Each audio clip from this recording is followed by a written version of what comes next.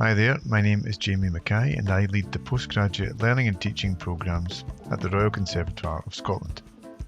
The following podcast is part of a series of interviews with graduates of the part-time MEd in Learning and Teaching in the Arts programme. This programme is delivered on a blended learning model but can also be studied fully remotely.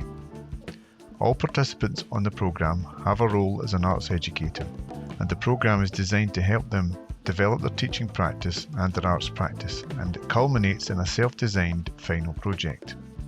For more information on the programme, check the website on rcs.ac.uk/med.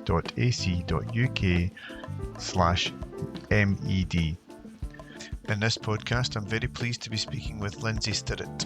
Lindsey is an international arts educator and currently head of faculty at UWCSEA East Campus in Singapore, where she places student agency and learning at the core, building robust pedagogical directions and bringing dynamic innovation and creativity into her community of practice, which has been described as transformative. Alongside her roles in education, Lindsey is a flexible musician, a woodwind specialist and singer, passionate about contemporary vocal, jazz and world musics. Lindsey is also a graduate of the RCS MEd in Learning and Teaching in the Arts. Could you introduce yourself and say a little about your current role as an arts educator? Okay, so hi, I am Lindsey Stirrat and I work in international education. My current role is Head of Arts Faculty at United World College in Singapore. And our faculty consists of music, theatre, visual art, film, media, dance, the creative arts, and I teach students and work with some wonderful people from kindergarten all the way through to grade 12.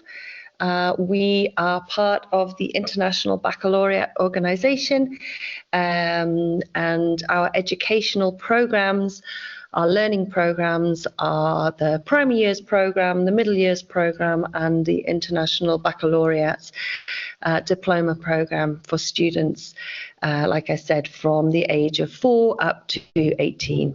So yeah, it's a busy world, it's a creative world, it is a wonderful international and diverse career I am in, and I absolutely love it. So when you're working with learners, what is your goal? What is my goal? Well, we have a mantra in our faculty, in our area. It's about offering all our students the opportunity to be lifelong learners and to promote education as a force for change, a sustainable change and the power of good for peace, sustainability, and to provide our students with an international global mindset, and also for them to understand that the arts are a force for good, and everybody can approach the arts and be involved in the arts in very many different layers, through many very different pathways. But we use it as a force for good and for change. And, being in the international world, it's really important in today's society, in today's world, with everything that's going on, that people understand that diversity is a good thing, and it's an inherently good thing, and we should all embrace diversity, equity, belonging, inclusivity. So that's a big part of our mission and vision, and we use arts as a platform to empower our students to work within those goals and visions and to be a force for change. So yeah, it's pretty special. What barriers get in the way of achieving that goal or these goals? What barriers? Well, interesting. I think it's about mindsets. So, mindsets are really important, and people's perception of the arts within an academic world as well. I mean, that's also interesting. So, it's about educating our students and the world, really, the world that I work in and the world that I come from, about the arts are a force for change, but also they are an academic subject equally as a as powerful as maths or science or English. And, sometimes we get this, this is just a hobby subject. And actually it's not. So the programs we run are very academic in nature, as equal as they are as an experiential experience as well. So that's one thing that we always have to have a conversation about. Also, the barriers of preconceived kind of nuances and people and culture and stuff. So breaking through those and understanding that, people are the same and opinions, we're all entitled to our own opinions and our own perceptions. But actually, when you're immersed in the arts, it brings everyone to a level.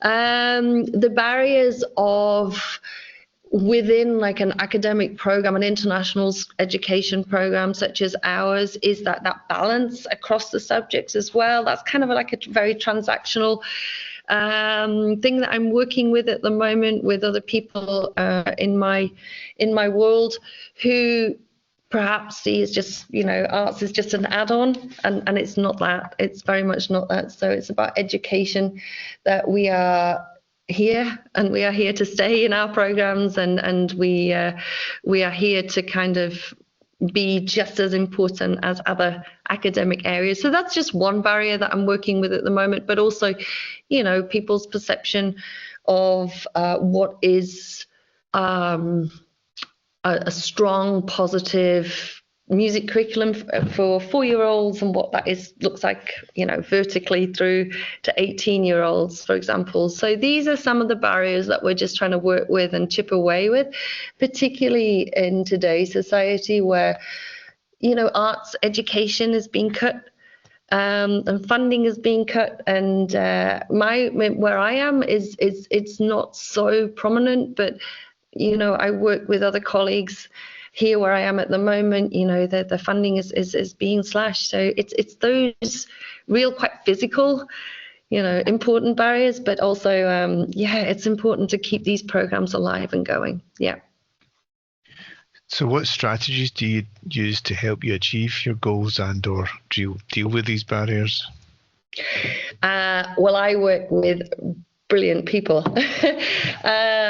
And my strategy, I'm like the head of department, so I have this mantra where I lead from behind, because I believe all the people in my team are excellent at their craft, and we empower all our teachers and all the people involved in my area.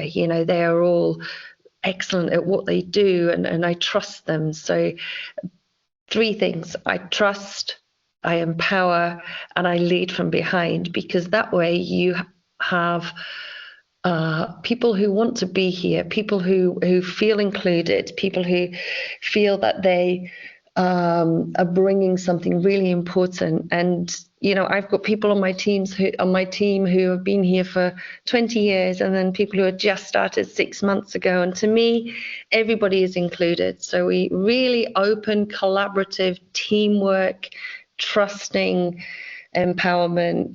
These are some of the words I use. We share the load. We're very much the programs that we work with require us to collaborate, and I think teamwork is really, really important. We have a phrase here that we use that is like, we make sure within the arts that every student is seen, valued, and heard in our programs. And to me, that is so powerful and so important. So, I may have this badge that I am the head of faculty, but by no means am I wearing that. I wear very many different hats, and I believe everybody who works with me and in my world is equally a leader, equally bringing something super positive. So yeah, that's kind of the mantra, and all the strategic direction from that comes from those holistic values. Yeah, it's a fun place. Well, how do you measure your success as an arts educator? It's really interesting. Someone was asking me that this morning. So, for example, a really kind of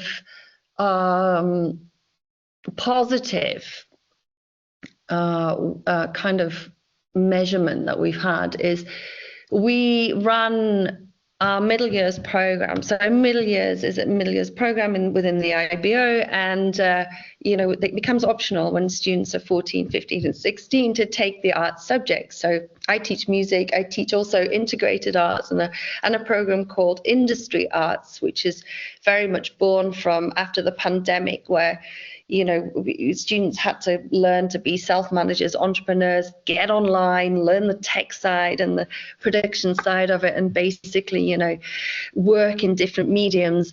And we run this program called Industry Arts, which is very much about that. And what we've noticed, we've been collecting data on that, and for the last 3 years, every one of our students, I mean, this is a course which is run for 14 to 16-year-olds, and every one of those subjects is now in the diploma program in an arts subject. So there's a real what can I say, qualitative data kind of point there, which we have been successful with. And we run 2 or 3 classes. I mean, you were talking, we got 12 to 15 students in a class, but everyone is now taking a discrete music, visual arts, theatre, film, media, dance, and that's really special, because that not only teaches us something about how our curriculum should unpack within a classroom, and how our learning programs should be. But we've now got students, wanting to come into these programs, going on not only into kind of the diploma side or kind of the A level. I mean, we do the IBDP, which is equivalent to the A level and the Scottish Highers, for example. But also, these students are going off to university and going off to arts college now. So that's been a real measure of success for us, is how we implement our learning programs lower down the school in order for them to be successful, and to make some, real cool artistic choices as they go up in our programs, as they come through our programs, and just to enjoy a lifelong learning of the arts as well. We're not asking for everybody to be the next Mozart, or to be the next Van Gogh, or or to be the next Liam Francis, whatever, whichever world you want to work in, but just to have this lifelong appreciation and learning for the arts, and just to kind of immerse themselves in whatever capacity they feel they need to be in their world. We have got students who go off to Oxford, Cambridge, these big universities to do maths, but they're also taking music because they see, the benefits of that, coming through, and dare I say, these really pure academic focused textbook kind of analysis courses, which I'm not saying the arts aren't. Like I said earlier, they are really academic, but then they're also choosing to do the arts as well, because they see that wellness benefit, they see that creative benefit, and that to me is a real measure of success, that they're choosing not only to stay in the arts, be in the arts, even though mum and dad might want them to be an engineer or a doctor or whatever, right? It's that inevitable, conundrum. But for me, it's the pleasure that I see on my students' faces. It's the pleasure that the teams get on our events program or whatever, these kids wanting to be a part of it. That is important. That's really, really important. And, also we've got students, obviously being in an international world, we've got students who are game changers, going back to their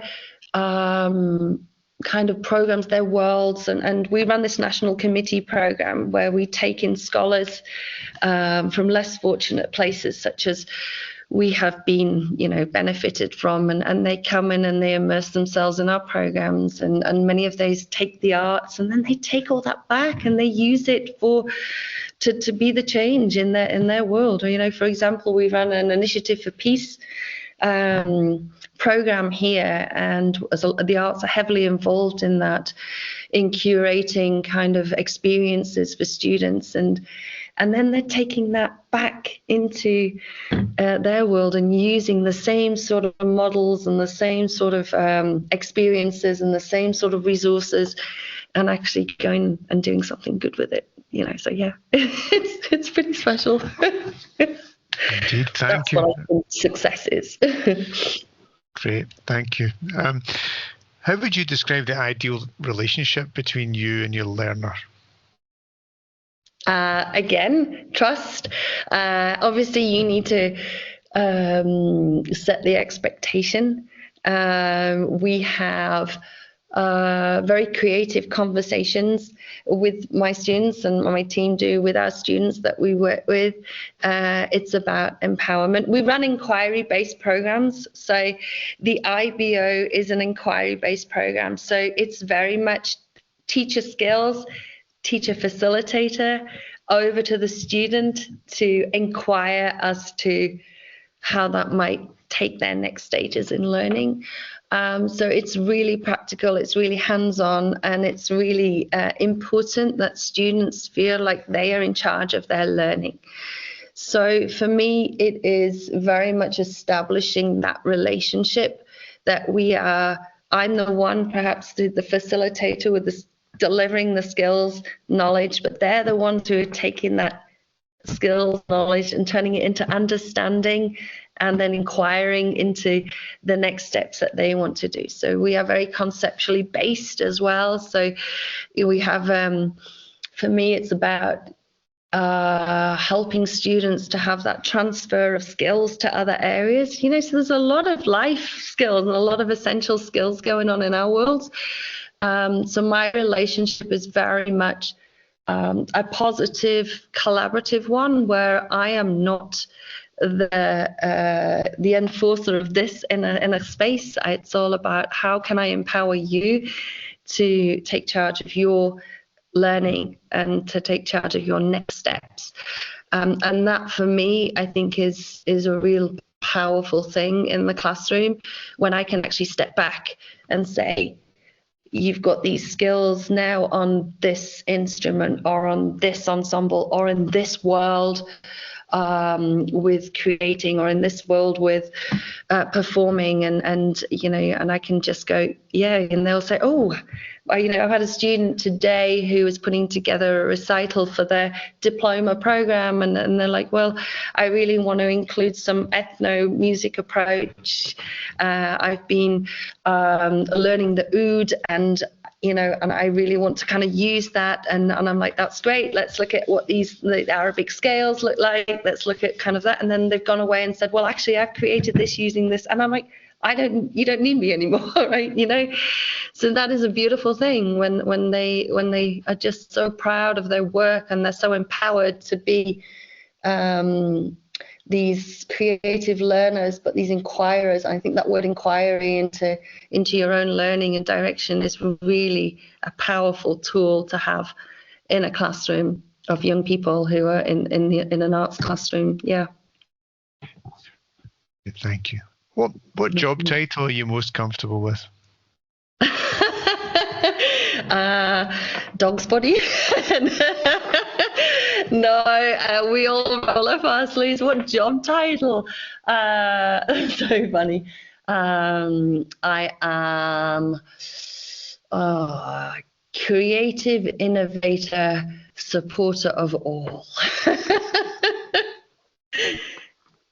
I will fly the flag. Thanks for that. Yeah. You may have already answered this one, and so your answer may be the same as an earlier answer, but what 3 values are central to your practice as an arts educator? 3 values. Okay, so as an arts educator, I would like to say creative freedom, I think, is really important as a value, as a direction. I would like to say, someone who can empower students. I think that's really important. And the value of, it's just someone who's super positive about the arts and having the arts as a platform for change.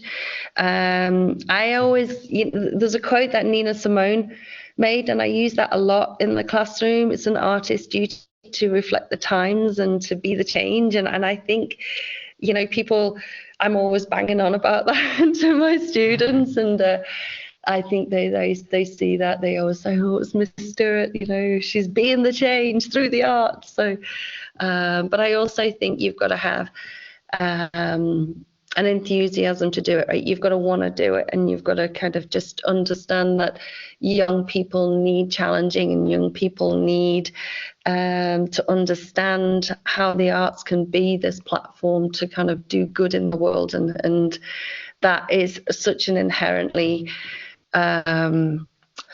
big kind of thing of mine, and also an appreciation that diversity is inherently good. I think I said that before, and I think that is something that is really powerful as a value. So all of that, if you can mash that all into like a value, mission and vision, then I think you may have got me. Great. Slightly different question here. No problem. If you could have a mentor from any time in history, real or fictional, to support your arts education practice, who would you choose? Wow. An artist? Or just whoever? Anybody to support your arts education practice, but they could come from anywhere. They can come from anywhere. I probably would have a friend of mine. Her name is called Samantha Egger, and she is the most wonderful arts kind of just someone who just practices for peace and sustainability and power through her practice.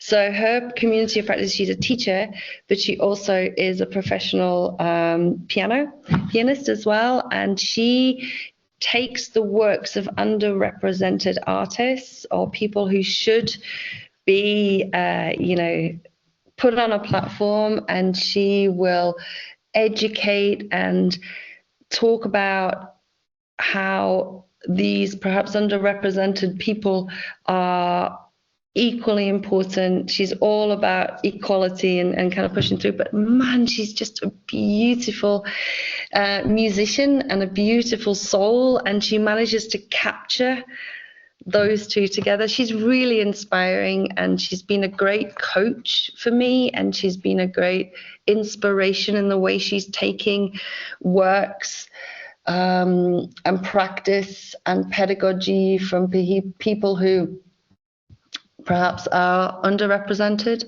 in culture and ethnicity and stuff, and just giving them a platform. So yeah, she's important in my world. My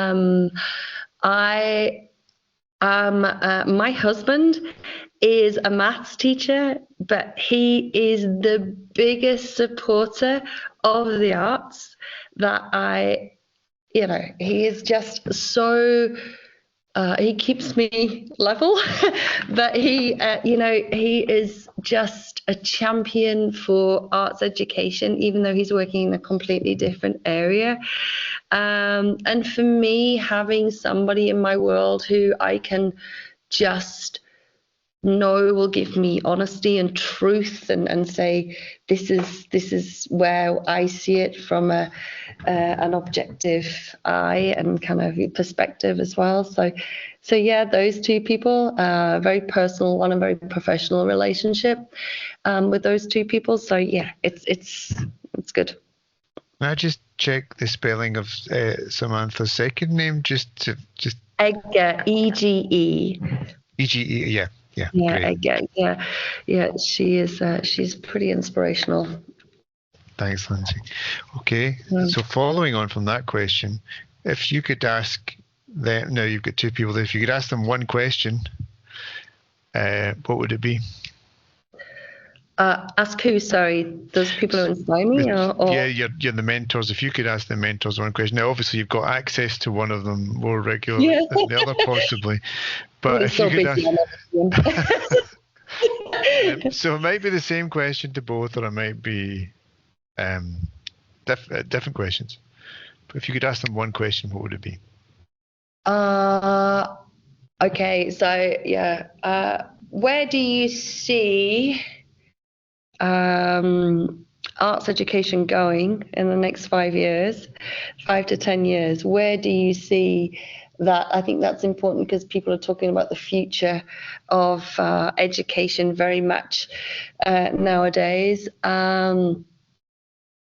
And also, yeah, what are we collaborating on next? Samantha. So yeah, the where do we see the future of arts education, and how might we keep it valid and relevant? That's something that we're talking about in these workshops I'm doing at the moment.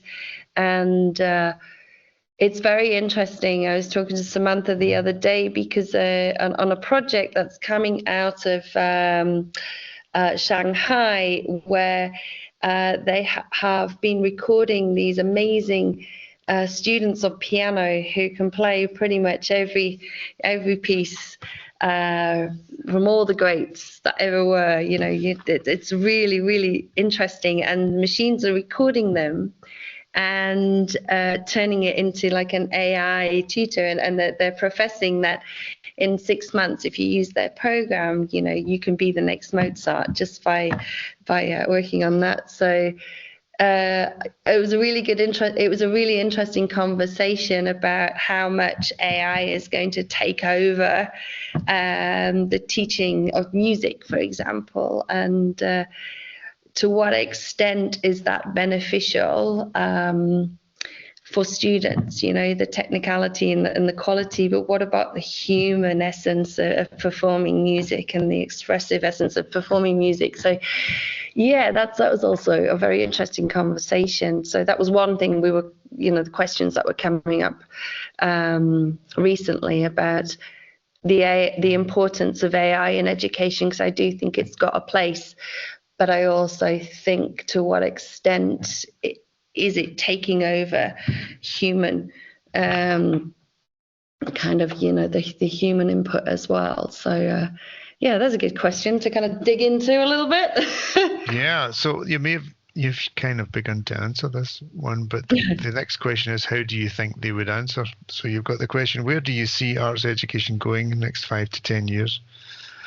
So, and then the other question, what are we collaborating on next? So how do you think they'd answer? Well, I think arts education has got to change, right? I think we've got to change with the times. I really do. So as I've just been speaking about AI and, you know, kind of the technology that's available today, I think that's important that is used and explored in the classroom and used with integrity, you know, used well and not used as a kind of device to do it all for you, right? I think there's got to be this balance.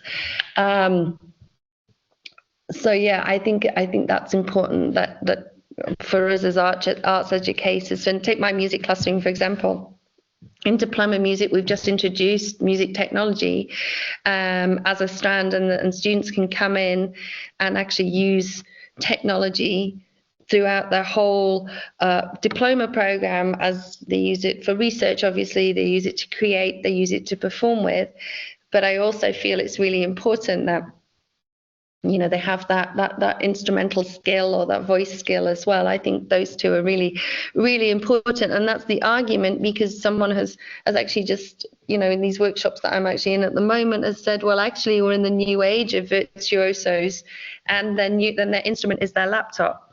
And I was like, that's really interesting. And actually, yes, we are. You know, look at all the stuff that's being produced just with tech nowadays. But I do think there isn't a value in doing it the traditional way as well. So, you know, that's kind of the conversation that's happening at the moment.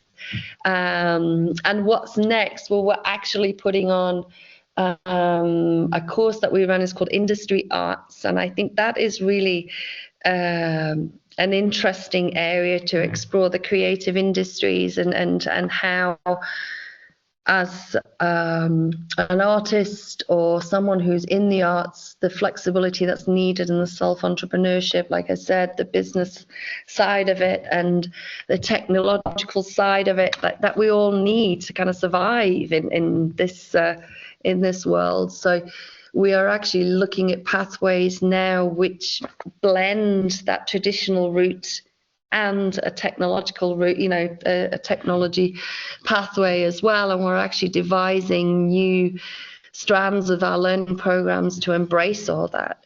So that's what's next, which we'll be working with, hopefully, if it all comes to pass. Final question. Is there anything else you'd like to say about your arts education practice? I feel that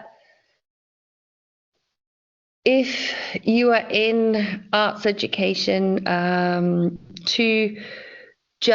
me, it's about embracing, as I said earlier, diversity. I think it's about embracing my global mindset. The world is a small place now, and I get often asked, wow, you've not been in the UK for a long time, how do you find it? And I said, oh, it's absolutely brilliant, because I very much become the learner in my world, because I'm always exposed to new ways of thinking, new pathways of making music, for example. I'm just deep diving into kabuki at the moment, which is one of the Japanese art forms, and just so I become a learner, and I love that, and I feel that we should, you enter education to inspire young learners, but you've also got to keep that alive yourself, right? So for me, it's about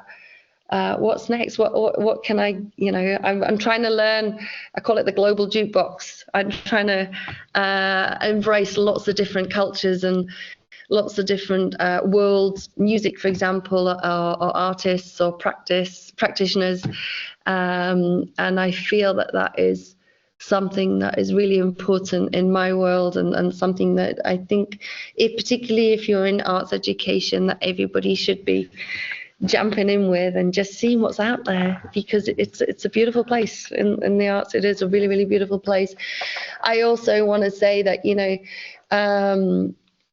for me, coming through a very traditional program when I was, younger, I decided to go to music college, and then decided to do a master's in performance and now a master's at RCS in education and learning, teaching the arts, has been super beneficial, because I've been able to kind of bring those two worlds as a musician, but also as an educator. And I think as an educator, it's really important that you keep up your craft, because that doesn't, dare I say it, make you stale. It keeps you alive in the classroom. It keeps you engaged, and I think that's really, really important, Jamie, that people do that. So I want to say in this recording that the program you offer, I think, is a wonderful thing, because it's quite unique in the fact that you are asked to be and embrace and explore and develop your craft alongside how might you